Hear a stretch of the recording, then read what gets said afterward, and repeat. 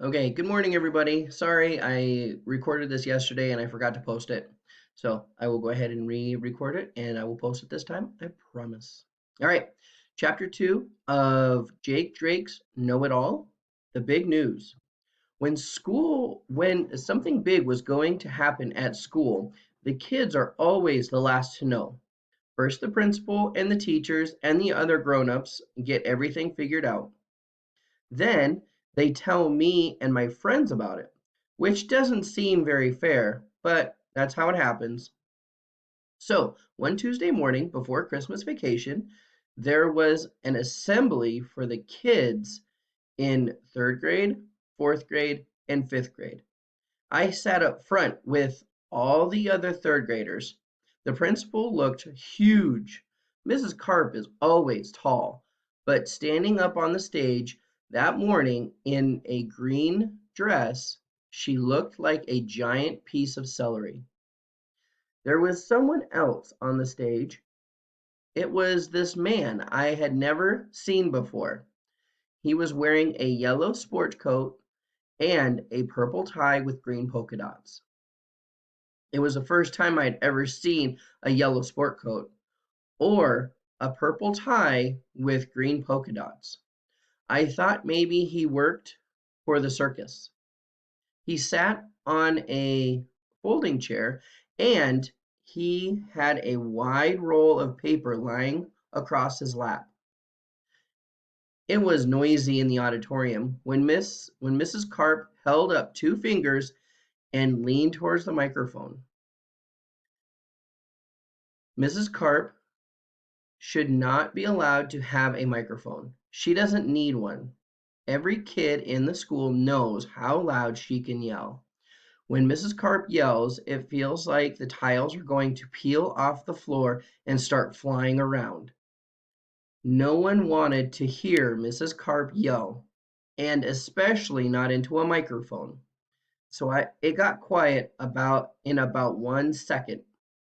Mrs. Carp said, "Good morning, students," and then she paused. So all of us said, "Good morning, Mrs. Carp." Then Mrs. Carp said, "I have good news this morning. The people at Wonky's supercomputer store have been talking to our Board of Education, and in just 1 month, our school is going to have a 20 brand new computers for our media center. 20 new computers. Isn't that wonderful?" Miss Carp paused so all the kids and the teachers in the audience clapped. Some of the fifth graders started cheering and shouting stuff like "Yay!" and "All right!" and "Awesome!" So Mrs. Carp had to hold up two fingers again. It got quiet right away. Then she said, "But there's a reason I've asked just third, fourth, and fifth grade classes to come here this morning. And that's because during the next to last week of January, our school is going to have a science fair." Mrs. Carp paused, but no one clapped this time. Then she said, "This is the first time we've had a science fair at Desperis Elementary School, so this is something brand new for all of us. And to tell you more about our very first science fair ever, I'd like to introduce Mr. Lenny Cordo. He's the manager of Wonky's Supercomputer Store. Mr. Cordo?" The man in the yellow sport coat and the purple tie with the green polka dot stood up.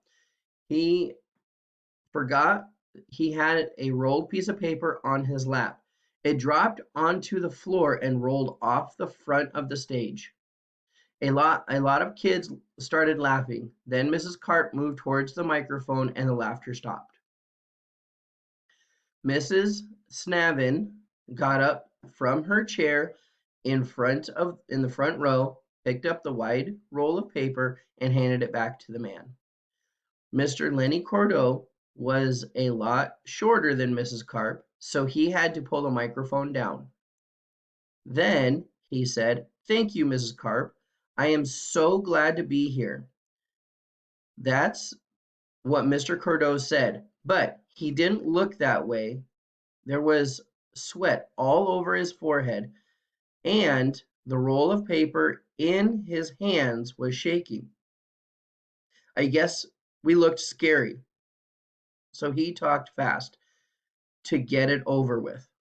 At Wonky's Supercomputer Store, we love kids. At Wonky's Supercomputer Store,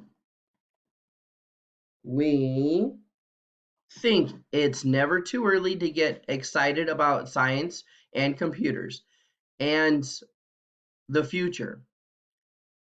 And that is why Wonky's Supercomputer Store is proud to sponsor the first annual Desprez Elementary School Science Fair.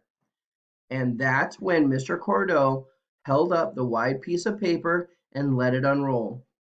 It was a banner.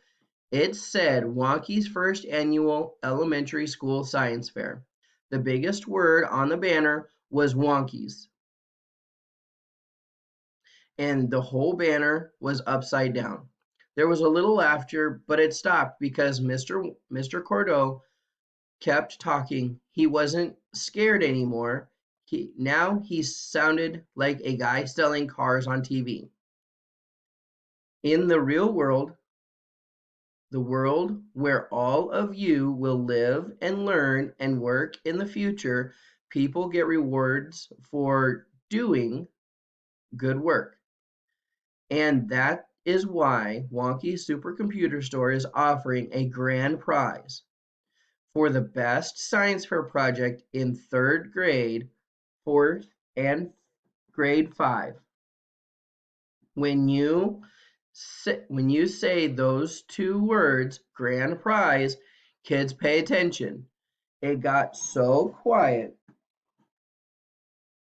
I could almost hear the sweat sliding down Mr. Cordeaux's forehead. He saw we were listening now,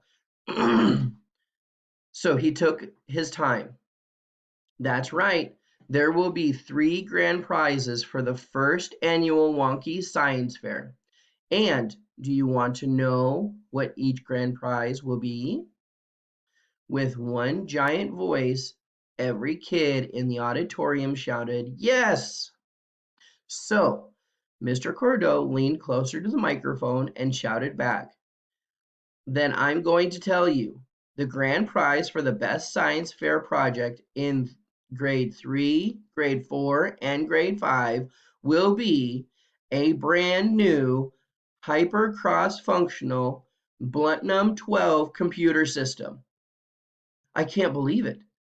For the past 3 months, the Bluntnum 12 computer had been advertised on every TV channel and in every magazine and newspaper. I had seen it on billboards and even on the side of a bus. The Bluntnum 12 was the computer I had been begging my mom and dad to get.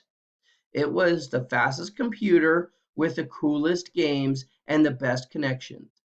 It was the computer of my dreams. All around me, kids were clapping and saying stuff like "great" and "cool" and "yeah." And then I noticed Kevin and Marcia. They were sitting in my row of seats. Kevin and Marcia were not clapping, they were not talking. Kevin and Marcia were sitting very still.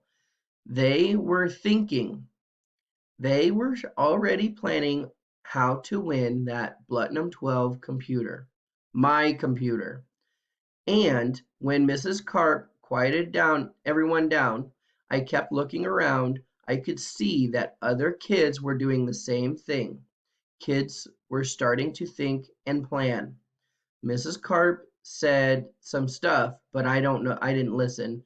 I was thinking too, because I saw that only thing standing between me and my very own super fast, super cool computer was about 100 other third grade brains. But I had a feeling that the only other brain I really had to worry about belonged to those two know-it-alls, Kevin Young and Marcia Call. That's chapter 2. I will go ahead and read chapter 3 and post it in a little bit. Thank you.